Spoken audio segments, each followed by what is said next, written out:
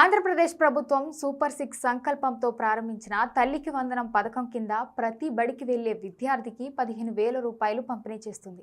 ఇందులో భాగంగా 13,000 రూపాయలు తల్లి అకౌంట్లో లేదా సంరక్షకుని అకౌంట్లో, మిగిలిన 2,000 రూపాయలు పాఠశాల అభివృద్ధికి ఉపయోగించబడుతుంది. ఈ తల్లికి వందనం పథకం వర్తించాలి అంటే 1వ తరగతి నుండి ఇంటర్ చదివే విద్యార్థులు అలాగే ఆంధ్రప్రదేశ్ పౌరులై ఉండాలి. గ్రామీణ ప్రాంతాల్లోని కుటుంబాల తలసరి ఆదాయం నెలకు 10,000, అదే పట్టణ ప్రాంతాల్లోని కుటుంబాలకు తలసరి ఆదాయం 12,000కు మించి ఉండకూడదు. కనీసం ప్రూఫ్ కోసం రేషన్ కార్డు అయినా ఉండాలి. వాహనాల పరిమితి 3కు మించకూడదు. భూమి 10 ఎకరాలకు మించి ఉండకూడదు. వాహనాలు ట్రాక్టర్, ఆటో తప్పితే మిగిలినవి ఉన్నవారు అనర్హులుగా గుర్తిస్తారు. ప్రతి విద్యార్థిని కూడా 75% హాజరు కలిగి ఉండాలి.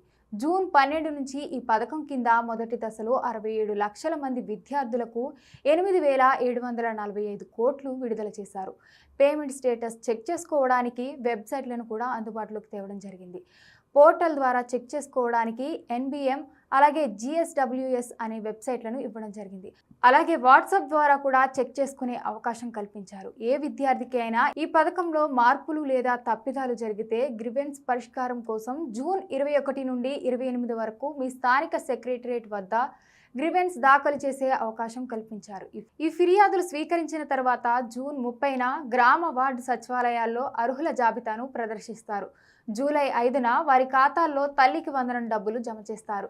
దీంట్లో ఏవైనా అవకతవకలు జరిగితే వెంటనే ప్రభుత్వాన్ని ఆశ్రయించాలని ప్రభుత్వం సూచిస్తోంది.